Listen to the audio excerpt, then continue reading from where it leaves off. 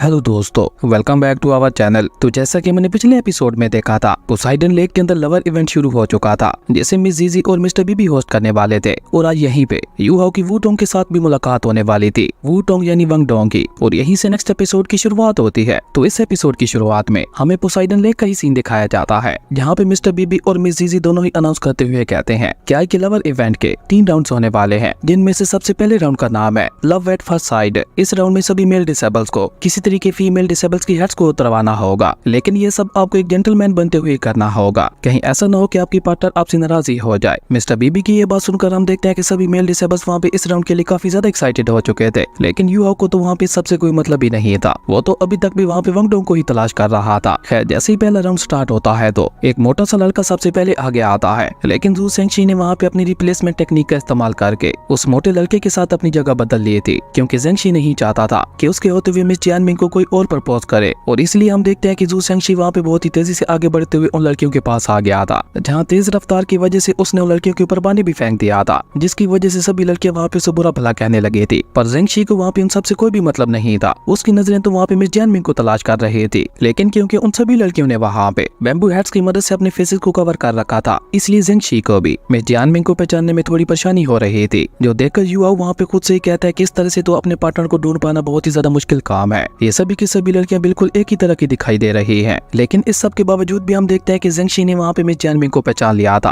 और जैसे जेंगशी वहाँ पे मिस जियानमिंग की हेड को उतारने की कोशिश करता है तो मिस जियानमिंग भी वहाँ पे उससे बचने लगी थी, लेकिन ऐसी हरकतों में भला जेंगशी का कौन ही मुकाबला कर सकता था। इसलिए हम देखते हैं कि जेंगशी ने बहुत ही इजीली मिस जियानमिंग की हेड को उतार दिया था। जहाँ हम देखते हैं कि इन बीते कुछ सालों में मिस जियानमिंग और भी ज्यादा खूबसूरत हो चुकी थी, और जेंगशी ने भी वहाँ पे इस मौके का फायदा उठाकर और ज्यादा देर न करते हुए जल्दी से एक बार फिर से मिस जियानमिंग को प्रपोज भी कर दिया था, जो कि वो हर बार ही करता रहता था। लेकिन जेंगशी को वहाँ पे इस तरह से मिस जियानमिंग को प्रपोज करते हुए देखकर उस मोटे लड़के को वहाँ पे जेंगशी के ऊपर काफी ज्यादा गुस्सा आ रहा था, क्योंकि उस मोटे लड़के का इरादा भी मिस जियानमिंग को ही प्रपोज करने का था। उसके बाद काफी सारे डिसेबल्स आगे आते हैं, जिनमें से कुछ डिसेबल्स तो नाकाम होते जा रहे थे, लेकिन जो कामयाब हो रहे थे वो सभी सेकंड राउंड के लिए भी क्वालिफाई करते जा रहे थे। उसके बाद अब फाइनली बारी आती है यू हाउ की, जो सुनकर जेंगशी वहाँ पे यू हाउ को बेस्ट ऑफ लक कहने लगा था, लेकिन यू हाउ उससे कहता है कि मैं तो यहाँ पे वंग डोंग को ढूंढने के लिए आया था, ये तुमने मुझे कहाँ फंसा दिया। जिसपे जेंगशी उससे कहता है कि ऐसा समय लोग वंग डोंग भी यही चाहता है कि तुम इस इवेंट में पार्टिसिपेट करो, तो अगर तुम वंग डोंग को नाराज करना चाहते हो तो तुम यहाँ से जा सकते हो।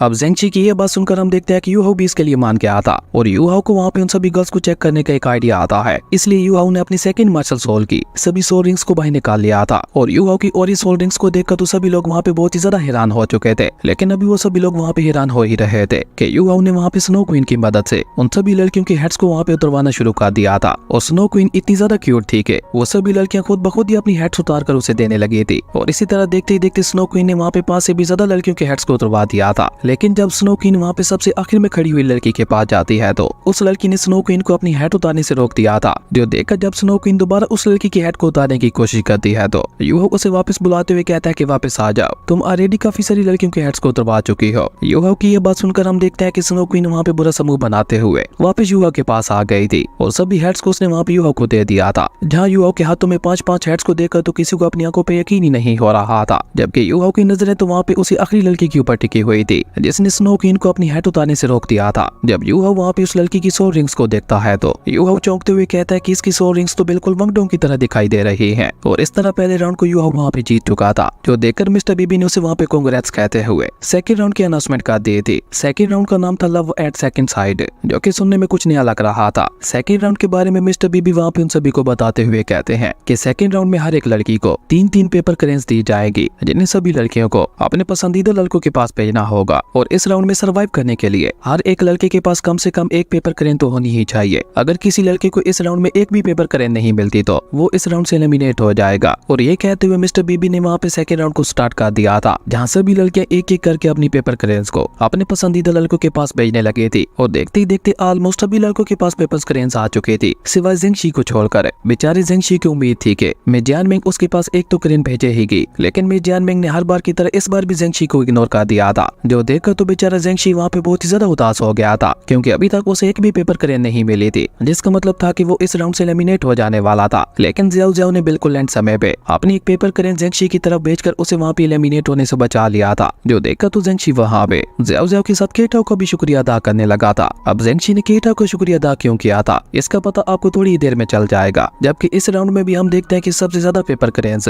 यूहो को ही मिले थे, जिसकी वजह से हम देखते हैं कि सभी लड़के वहाँ पे यूहो से बहुत ही ज्यादा चलने लगे थे और सबसे ज्यादा जलन तो वहाँ पे डाई हुआ पिन को हो रही थी। और इस तरह यूहो वहाँ पे पिछले राउंड की तरह सेकेंड राउंड भी जीत चुका था, लेकिन वूटोंग को वहाँ पे ये सब देखकर बिल्कुल भी अच्छा नहीं लग रहा था। खैर इसी के साथ सेकेंड राउंड वहाँ पे खत्म हो जाता है और अब बचे थे वहाँ पे 24 मेल स्टूडेंट्स और 17 फीमेल स्टूडेंट्स। और इसी के साथ मिस्टर बीबी ने वहाँ पे थर्ड राउंड की भी अनाउंसमेंट कर दी थी, जो कि प्रपोज राउंड होने वाला था। इस राउंड के रूल सिंपल थे, हर एक लड़के को अपनी फेवरेट लड़की को प्रपोज करने का मौका मिलने वाला था और अगर वो लड़का किसी तरह से अपनी फेवरेट लड़कियों को इम्प्रेस करते हुए उसे मना लेता तो वो लड़का ये राउंड जीत जाता। इस राउंड को सुनकर तो हम देखते हैं कि सभी लड़के वहाँ पे और भी ज्यादा एक्साइटेड हो चुके थे और लड़कों ने वहाँ पे और ज्यादा देर न करते हुए जल्दी से आगे बढ़कर अपनी फेवरेट लड़की को वहाँ पे प्रपोज करना शुरू कर दिया था। जहाँ कुछ तो इसमें कामयाब होते जा रहे थे, लेकिन काफी सारे इसमें नाकाम भी हो चुके थे। जिसके बाद फाइनली बारी आती है वहाँ पे केटाओ की और केटाओ खुद को वहाँ पे अंदर से मजबूत बनाते हुए धीरे धीरे वहाँ पे आगे बढ़ने लगा था, जो देखकर युवा उसे वहाँ पे बेस्ट ऑफ लक भी कहता है, जिसपे केटाओ ऑल इज वेल कहते हुए वहाँ से आगे बढ़ गया था। और आगे बढ़ते बढ़ते वो सीधा वहाँ पे ज़्याओ ज़्याओ के पास ही आ जाता है, जहाँ ज़्याओ ज़्याओ को भी इस बात का एहसास पहले से ही हो गया था, इसलिए ज़्याओ ज़्याओ पहले से ही वहाँ पे ब्लश कर रही थी। इवन हम देखते हैं कि केटाओ खुद भी वहाँ पे काफी ज्यादा नर्वस दिखाई दे रहा था, लेकिन उसके बावजूद भी वो किसी तरह से खुद को अंदर से मजबूत बनाकर बोलते हुए ज़्याओ ज़्याओ से कहता है, ज़्याओ ज़्याओ जब मैंने तुम्हें पहली बार देखा था उस दिन से ही तुम मुझे बहुत ज्यादा अच्छी लगने लगी थी और देखते ही देखते तुम मेरे लिए सबसे खास बन गई और बीते इन कुछ सालों में तुमने मेरे दिल के अंदर एक खास जगह बना ली है। केटाओ की ये सारी बातें सुनकर हम देखते हैं कि बेचारी ज़्याओ ज़्याओ वहाँ पे काफी ज्यादा शर्मा रही थी, लेकिन शर्माते शर्माते वो वहाँ पे वूटोंग की तरफ देखती है और वूटोंग ने इशारे से उसे वहाँ पे हाँ कहने के लिए बोल दिया था, जो देखकर तो ज़्याओ ज़्याओ वहाँ पे और भी ज्यादा खुश हो गई थी। जबकि वहीं केटाओ अपनी बात आगे बढ़ाते हुए कहता है कि इस दिन का मैं काफी सालों से इंतजार कर रहा था, मैं हमेशा से तुम्हें बताना चाहता था कि तुम मेरे लिए कितनी ज्यादा खास हो और फाइनली आज मुझे तुम्हें ये बताने का मौका मिल ही गया। लेकिन ये कहते कहते बेचारे केटाओ के वहाँ पे पसीने छूट चुके थे और बेचारा केटाओ उसे वहाँ पे आई लव यू बोल पाता। उससे पहले ज़्याओ ज़्याओ ने वहाँ पे अपनी उस ड्रेस को उतारते हुए खुद ही वहाँ पे केटाओ को प्रपोज कर दिया था, जो देखकर तो बेचारे केटाओ का पूरा चेहरा ही वहाँ पे शर्म से लाल हो चुका था और वो वहाँ पे इतना ज्यादा नर्वस हो गया था कि वो वहाँ पे लड़खड़ाते हुए सीधा लेक के अंदर जा गिरा था, जो देखकर ज़्याओ ज़्याओ ने भी जल्दी से उसके पीछे पीछे लेक के अंदर जंप लगा दी थी। और इस तरह फाइनली वो दोनों वहाँ पे एक हो चुके थे, जहाँ उन दोनों को वहाँ पे एक होते हुए देखकर सभी लोग वहाँ पे तालियां बजाते हुए उनकी हौसला अफजाई करने लगे थे, जो देखकर उन दोनों ने भी वहाँ पे हक कर लिया था। जो देखकर यूहो भी वहाँ पे अपने दोस्तों के लिए काफी ज्यादा खुश दिखाई दे रहा था, लेकिन उसी के साथ साथ यूहो ने वूटोंग को इशारा करते हुए भी देख लिया था और अब यूहो के दिमाग में ये चल रहा था कि आखिर ये लड़की है कौन है जिसकी ज़्याओ ज़्याओ भी इतनी ज्यादा बात मान रही थी। वहीं केटाओ को अपना प्यार मिल चुका था, अब बारी थी ज़ेंगशी की, जो देखकर ज़ेंगशी वहाँ पे केटाओ की तारीफ करते हुए कहता है कि ये तो बहुत ही ज्यादा खुशकिस्मत निकला जो इसकी लवर ने उल्टा इसे ही प्रपोज कर दिया। खैर ये कहकर ज़ेंगशी भी वहाँ पे आगे बढ़ने लगा था, जहाँ उसे आगे बढ़ते हुए देखकर सभी लड़कियों ने वहाँ पे बुरा समूह बना लिया था, क्योंकि ज़ेंगशी की हरकतें ही ऐसी थी कि सभी लड़कियां उसे वहाँ पे क्लिफहंगर समझने लगी थी। लेकिन ज़ेंगशी को भी वहाँ पे उन सभी लड़कियों से कोई भी मतलब नहीं था, वो तो सीधा वहाँ पे मिस जियानमिंग के सामने आके खड़ा हो गया था। और आज पहली बार ज़ेंगशी वहाँ पे सीरियस होते हुए मिस जियानमिंग से कहता है, मैं नहीं जानता कि आज तक मैंने तुम्हें कितनी बार प्रपोज किया है, भले ही तुम हर बार मुझे रिजेक्ट कर देती हो, लेकिन जब तक मेरे पास तुम्हें प्रपोज करने का चांस रहेगा तब तक मैं तुम्हें प्रपोज करता रहूंगा, क्योंकि मैंने आज तक तुम्हारे अलावा किसी भी और लड़की के बारे में नहीं सोचा। जब मैंने तुम्हें पहली बार देखा था तो तुम्हें देखते ही मुझे तुमसे प्यार हो गया था और उसी दिन मैंने ठान ली थी कि अगर मैंने किसी से शादी की तो वो सिर्फ और सिर्फ तुम होगी। हालांकि मैं जानता हूँ कि तुम्हारे ऊपर मेरे बहुत ही ज्यादा बैड इंप्रेशंस हैं, लेकिन यकीन मानो मैं उसके लिए बहुत ही ज्यादा शर्मिंदा हूँ। मैं जो कुछ भी करता हूँ वो सब बस तुम्हें इम्प्रेस करने के लिए करता हूँ। वहीं ज़ेंगशी की ये सारी बातें सुनकर हम देखते हैं कि यूहो भी वहाँ पे सोचते हुए खुद से ही कहता है कि आखिर इन दोनों के बीच में पास्ट में ऐसा क्या हुआ था जो मिस जियानमिंग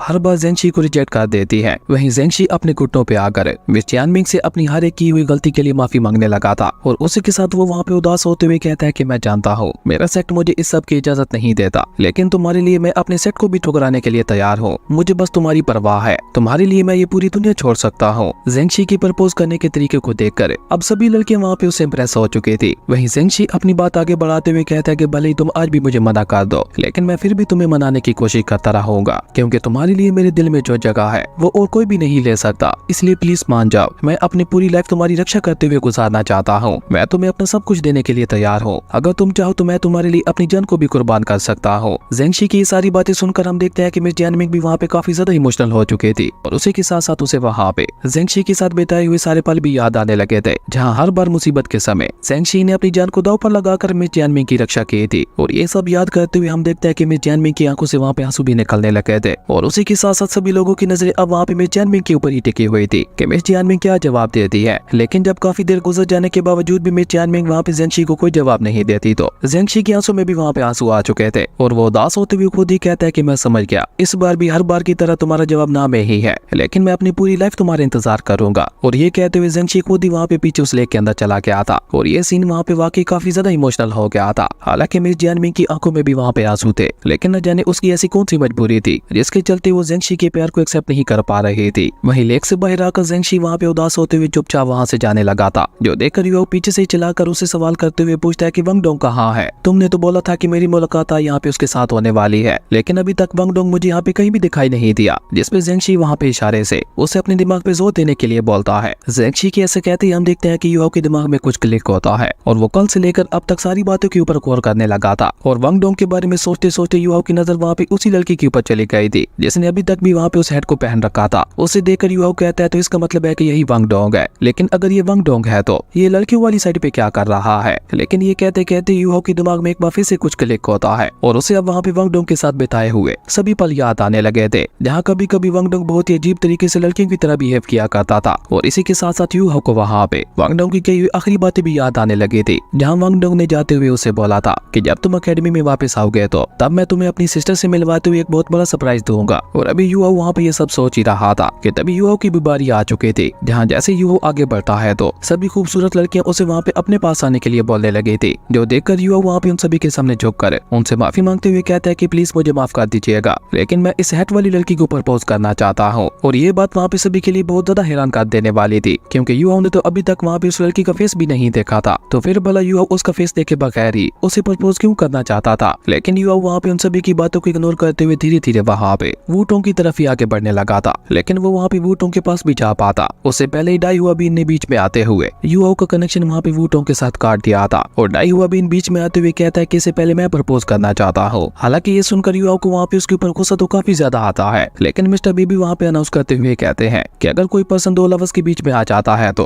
पहले वाले पर्सन को फाइट करके दूसरे पर्सन को हराना होता है, उसके बाद ही वो आगे बढ़कर अपनी फेवरेट लड़की को प्रपोज कर सकता है। अब मिस्टर बीबी की ये बात सुनकर हम देखते हैं कि युवा भी वहाँ पे डाई हुआ बीन के साथ फाइट करने के लिए रेडी हो गया था। और जैसे ही उन दोनों के बीच फाइट स्टार्ट होती है तो डाई हुआ बीन ने जल्दी से वहाँ पे अपनी व्हाइट टाइगर मार्शल सोल को बाहर निकाल कर बहुत ही तेजी से आगे बढ़ते हुए वहाँ पे युवा के ऊपर अटैक करना शुरू कर दिया था, लेकिन युवा वहाँ पे उसके अटैक को डोज करते हुए बहुत ही इजीली वहाँ पे पीछे आ गया था। और उसी के साथ साथ युवा ने वहाँ पे अपनी सोल आइज को भी एक्टिवेट कर लिया था। और जैसे ही डाई हुआ बीन दोबारा वहाँ पे युवा के ऊपर अटैक करने के लिए आगे बढ़ता है तो युवा ने वहाँ पे लिटिल स्नो क्वीन की मदद से डाई हुआ बीन को वहाँ पे बर्फ में जमा दिया था। और उसी के साथ साथ आइस जेड एम्प्रेस की सोल रिंग की मदद से डाई हुआ बीन के ऊपर अटैक करते हुए उसे वहाँ पे अपने सिर्फ एक ही अटैक में हरा दिया था, जो देखकर युवा के सभी साथी वहाँ पे बहुत ही ज्यादा खुश हो चुके थे। और मिस जीजी के साथ साथ मिस्टर बीबी ने भी युवा को दोबारा आगे बढ़ने के लिए बोल दिया था, पर इस बार युवा वहाँ पे नॉर्मल तरीके से आगे नहीं बढ़ता, बल्कि वो अपनी आइस पावर्स का इस्तेमाल करके वहाँ पे एक बहुत ही कूल तरीके से ब्रिज बनाने लगा था, जो कि उसके हर एक कदम के साथ आगे आगे बनती जा रही थी। और सेम इसी तरह वूटोंग भी आगे बढ़ते हुए फूलों से बनी हुई एक ब्रिज को बना रही थी और अपने हर एक कदम के साथ उन दोनों को ही वहाँ पे एक दूसरे के साथ बिताए हुए हसीन पल याद आने लगे थे।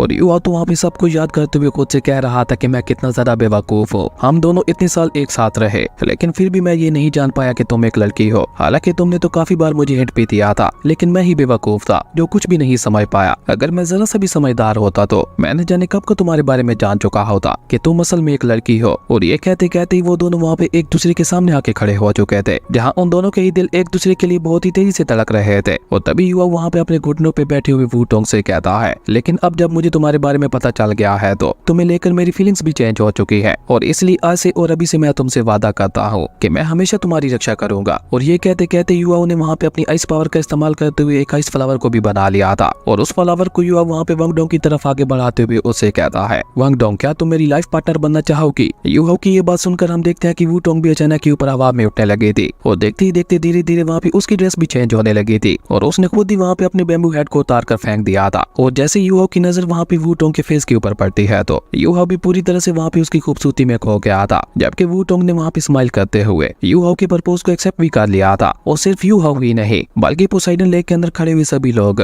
वहाँ पे वूटोंग की खूबसूरती से एडमायर होने लगे थे, क्योंकि उन सभी लोगों ने आज तक अपनी लाइफ में इतनी ज्यादा खूबसूरत लड़की को कभी नहीं देखा था। और वूटोंग ने वहाँ पे युवा के हाथ से उस फ्लावर को भी ले लिया था, जिसके बाद वो दोनों ही वहाँ पे जल्दी से आगे बढ़ते हुए एक दूसरे को हक भी कर लेते हैं। और आज फाइनली वो हो गया था जिसका इंतजार हम लोग पिछले 65 एपिसोड से कर रहे थे। खैर इसी रोमांटिक सीन के साथ हमारा ये कमाल का एपिसोड यहीं पे खत्म हो गया था। दोस्तों अगर आपको ये वीडियो अच्छी लगी तो लाइक कर दें और अगर चैनल पे नए आए हो तो सब्सक्राइब करते जाना। तो मिलते हैं कि न्यू वीडियो में, तब तक के लिए बाय।